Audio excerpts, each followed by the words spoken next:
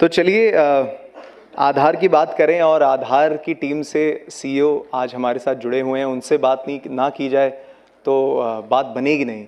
तो चलिए मैं रिक्वेस्ट करूंगा हमारे यूआईडीआई के सीईओ श्री सौरभ गर्ग जी से टू एड्रेस द ऑडियंस।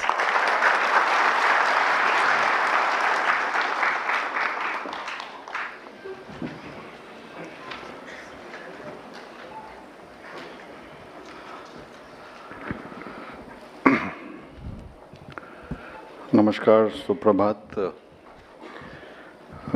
मेरे मित्र संजय राकेश जी, एमडी सीएससी गव, यूआईडीआई से शैलेंद्र सिंह, संजय सोहनी और मेरे अन्य सहकर्मी जो आपके साथ नेक्स्ट 2-3 घंटे में आपके साथ बात करेंगे, आपके प्रश्नों का उत्तर देंगे, आपकी समस्या समझेंगे, आपको हमारी सोच भी समझाएंगे। और मुझे मालूम पड़ा कि विभिन्न राज्यों से, विभिन्न प्रांतों से सब आप लोग आए हुए हैं। आप सबका वेलकम मैं करता हूं कि ये मैं पूछ ही रहा था संजय राकेश से कि इस तरह की कभी हमने वर्कशॉप की है कि केवल आधार के मुद्दों पर डिस्कशन, चर्चा करना सब ऑपरेटर्स के साथ, आपके फील्ड के सहकर्मियों के साथ, और उन्होंने बोला कि शायद से पहली बार हो रही है इस तरह की वर्कशॉप। आपकी जो कार्य करते हैं उसके बारे में तो डिटेल में होती रहती हैं आपकी कार्यशाला। तो मुझे बहुत खुशी लग रहा है कि इस तरह की वर्कशॉप आज की जा रही है और निश्चय फ्यूचर में भी स्टेट लेवल पे या नेशनल लेवल पे इस तरह की भागीदारी के साथ हम आगे बढ़ते हुए निश्चय और अच्छा काम करेंगे, आप भी और हम भी आपके साथ। जैसे संजय जी ने बोला, सीएससी जो कॉमन सिटीजन या सिटीजन सर्विस सेंटर्स है, कॉमन सर्विस सेंटर्स हैं, ये अब शायद उस स्तर तक पहुंच गए हैं कि शायद हर पंचायत में ही नहीं, हर गांव तक पहुंच गए हैं। और जो हम डिजिटल इंडिया की जब बात करते हैं तो शायद उसकी बुनियाद ये सीएससीज ही हैं कि इन्हीं के कारण जो हम बोलते हैं कि भारत इतने आगे जा पाया है डिजिटाइजेशन में, इतना अच्छा काम कर पा रहा है कि लोगों तक डिलीवरी ऑफ सर्विसेज हो पा रही है। उसमें आप लोगों का बहुत बड़ा और महत्वपूर्ण रिस्पॉन्सिबिलिटी है। तो उसके लिए मैं आप सबको धन्यवाद देना को चाहूँगा, आपको कॉन्ग्रेचुलेट करना चाहूँगा, बिकॉज आप लोग हैं ग्राउंड पे, इसीलिए अलग अलग सोच भी हम कर सकते हैं पॉलिसी लेवल पे कि क्या क्या कार्य आपके जरिए डिलीवरी हो सकती है। इनफैक्ट आपको खुशी होगी कि डिजिटल इंडिया का एक जो लक्ष्य है कि जो भी सरकारी सेवा डिजिटल माध्यम से दी जा सकती है उसे डिफ़ॉल्ट मोड में वो देना चाहिए। एक्सेप्शन होना चाहिए कि किसी भारत के नागरिक को किसी सरकारी ऑफिस में आना पड़े या कहीं दूर जाना पड़े वो सर्विस को लेने के लिए, अगर वो डिजिटल माध्यम से खुद के कंप्यूटर पे, खुद के मोबाइल फ़ोन पे, कॉमन सर्विस सेंटर पे जाके वो सर्विस ले सकता है तो उसे वो मिलनी चाहिए। और ये आश्वासन जो सरकार दे पाती है, वो आश्वासन आप लोगों का जो सर्विस सेंटर्स हैं उसकी वजह से, जो कनेक्टिविटी इम्प्रूव हुई है उसकी वजह से, जो मोबाइल का पेनिट्रेशन हुआ है उसकी वजह से हम ये दे पा रहे हैं। और जो विज़न है जो हम बोलते हैं ईज़ ऑफ लिविंग, कि किस तरह हर नागरिक को सुविधा के साथ जीने का आसार बन सके। ईज़ ऑफ लिविंग जो विज़न है, उस ईज़ ऑफ लिविंग का विज़न बहुत महत्वपूर्ण पार्ट सीएससी है, आधार है, और डिजिटल इंडिया के जो विभिन्न प्रकार के कार्यक्रम हैं, यूपीआई पेमेंट है, ई साइन है, उमंग है, डिजी लॉकर है, इस तरह के बहुत सारे जो एप्लीकेशंस हम इंडिया स्टैक जो बोलते हैं, वो इंडिया स्टैक आप लोग ही ज़मीन तक सब लोगों तक पहुंचाते हैं और माध्यम के संग भी। अगर हम आधार की बात करें, पिछले 10 सालों में हम अब उस स्तर पे पहुंच गए हैं कि जो भी भारत में नागरिक है उसके साथ हम दावा करके बोल सकते हैं कि अगर वो 18 साल से ज़्यादा उम्र का है, अडल्ट है, तो उसके बाद निश्चय आधार है। 0 to 5 years जो है ऑब्वियसली उसमें आधार का देने का सिलसिला चलता रहता है और वो चलता रहेगा, क्योंकि हर साल करीब 2.5 करोड़ बर्थ्स होते हैं, नए बॉर्न शिशु आते हैं हमारे देश में, तो वो तो चलता रहेगा प्रयास। लेकिन हम उस स्तर पे पहुंच गए हैं कि 100% अडल्ट्स के पास आधार है, और इसी कारण जो मैंने बोला कि 1100 स्कीम्स हैं गवर्नमेंट की जो आधार को बुनियाद बनाती हैं, वो आधार को लेके ही आगे चलती हैं, और यही बुनियाद बना के हम जो ईज़ ऑफ लिविंग का है कि डिजिटल सर्विस ऑफ डिलीवरी होना चाहिए, वो बुनियाद है। आगामी दिन में अब फिर क्या फोकस रहेगा हमारा आधार का? एक तो है ही एनरोलमेंट, तो अब 2.5-3 करोड़ हर साल होगा, जितना बर्थ्स हैं प्राय उतना एनरोलमेंट हो गए, तो नए एनरोलमेंट तो ऑटोमेटिकली हम एक समीक्षा भी कर रहे थे हमारे लोग, तो वो बता रहे थे कि एवरेज अगर हम देखें तो एक ज़िले में प्रतिदिन 10 या 15 नए एनरोलमेंट से ज़्यादा नहीं होते हैं पूरे ज़िले में, एवरेज की बात कर रहा हूँ। तो ऑब्वियसली नए एनरोलमेंट लिमिटेड हैं, और उसके हिसाब से हम अपना जो फील्ड का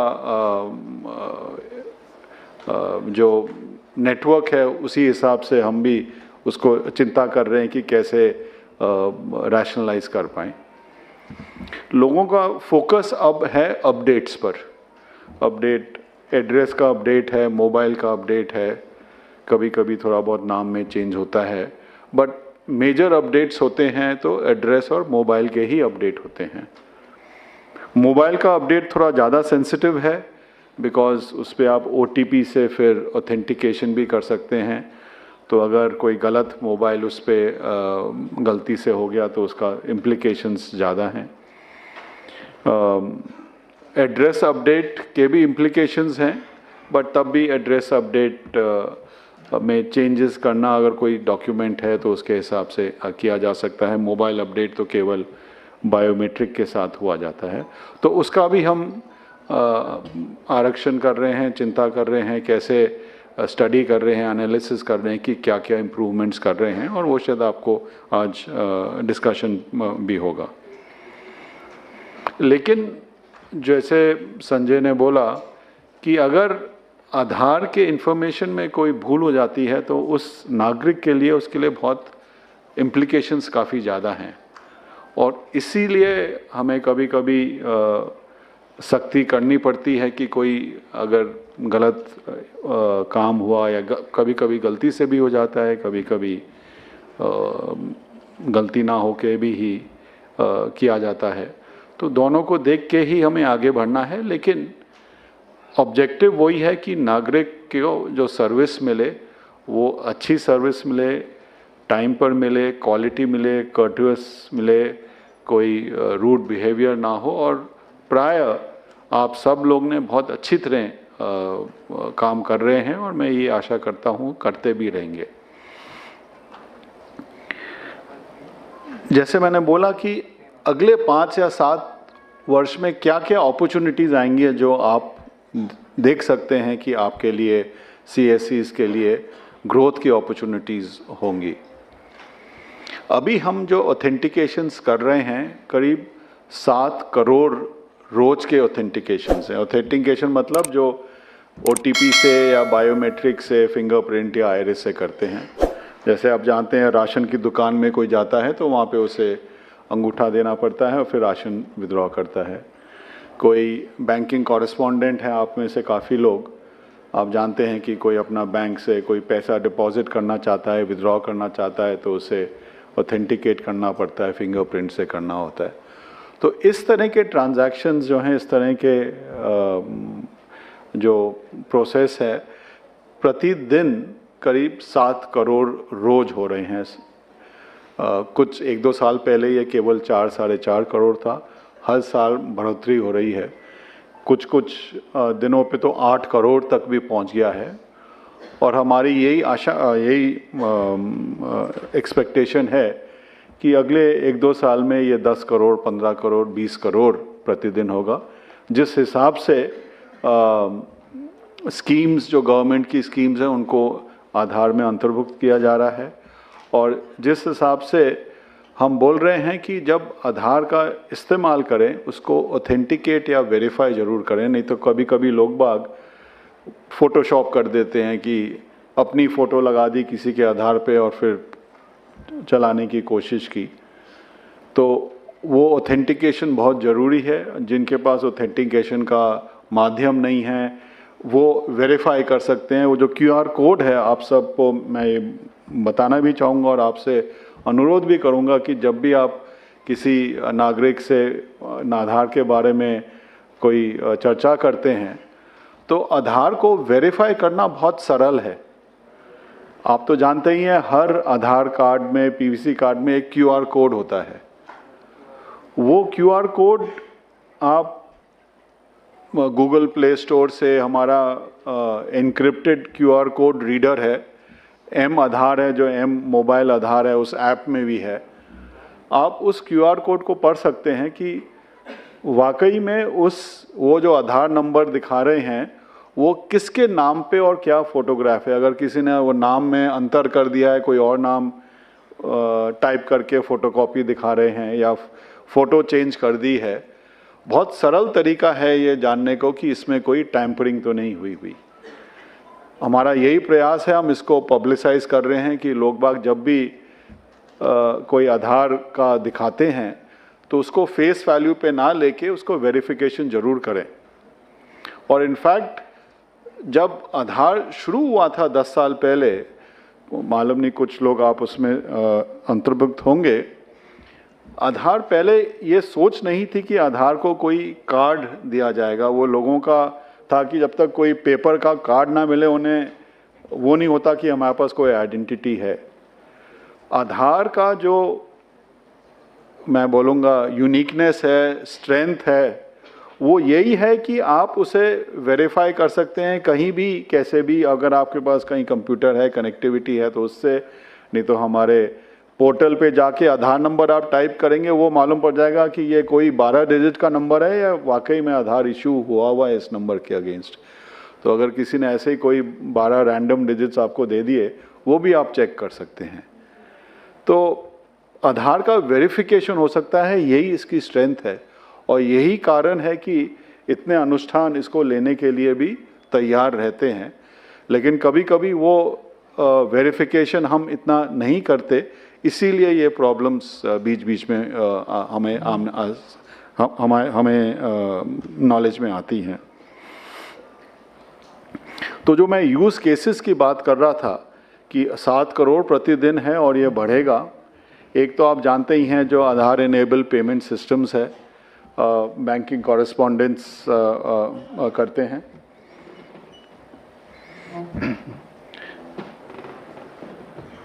अमित अग्रवाल जी का वेलकम, एडिशनल सेक्रेटरी।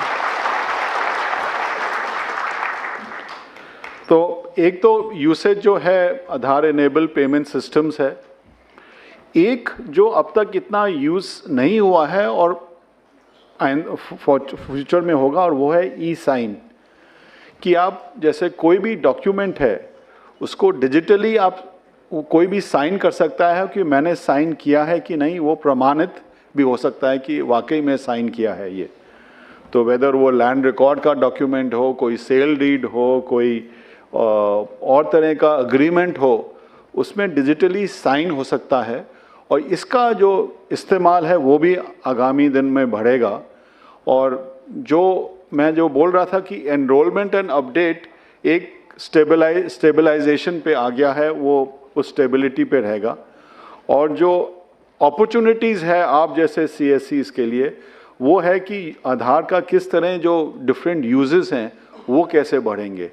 मैंने एक बोला जो 1100 स्कीम्स हैं, डिजिटल इंडिया का जो विज़न है कि डिलीवरी ऑफ सर्विसेज डिजिटल माध्यम से हो, उसमें बढ़ेगा। बैंकिंग कॉरेस्पॉन्डेंस का तो आप जानते ही हैं, फाइनेंशियल सिस्टम में आधार का यूसेज फॉर ऑन बोर्डिंग जो eKYC बोलते हैं उसके लिए बहुत है, तो उसमें यूसेज है। ई साइन है जिसका अभी इतना प्रचलन नहीं हुआ है, वो है। और इस तरह के यूज़ केसेस डिफरेंट सेक्टर्स में वो निरीक्षण कर रहे हैं, एनालिसिस कर रहे हैं कि क्या क्या कर सकते हैं कि जहाँ पर भी कोई वेरिफिकेशन दरकार चाहिए, इससे कोई सिस्टम सरल सिस्टम नहीं है, तो द ग्रोथ विल कंटिन्यू। कभी कभी कुछ लोगों को लगता है कि कुछ सर्विसेज उनसे बंद की जा रही हैं तो उनका ग्रोथ नहीं रहेगा। मैं यही बताना चाह रहा हूँ कि हो सकता है कुछ सर्विसेज का रिडक्शन हो, उसमें और सर्विसेज का ग्रोथ भी होगा। तो मैं यही फिर से आप सबको धन्यवाद देना चाहूँगा कि आप में से जो यहाँ पे आए हैं, आप लोग काफ़ी उनमें से चुने हुए हैं जो गुड ऑपरेटर्स हैं, वो आए हैं from various parts of the country.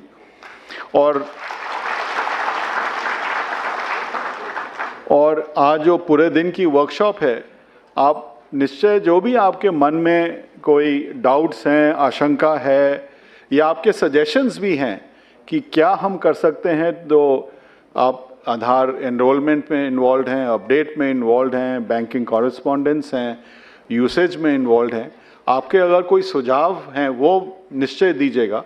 उसी से सिस्टम हमारा अब तक 10 साल से इम्प्रूव करता रह रहा है। और हमारी यही आशा है कि हाउ आधार कैन बी, जो आपने बोला Aadhaar should be the foundation, Aadhaar is the आधारशिला for the ease of living of residents, यही हमारा विज़न है। और इस विज़न में हम भागीदारी के साथ आप जैसे संस्था CSCs हैं और बैंक्स हैं, औरों के साथ स्टेट रजिस्ट्रार्स हैं, स्टेट गवर्नमेंट्स हैं, उनके साथ काम करते आ रहे हैं और यही आशा है कि करते रहेंगे। बहुत बहुत धन्यवाद आप सबका यहाँ आने के लिए।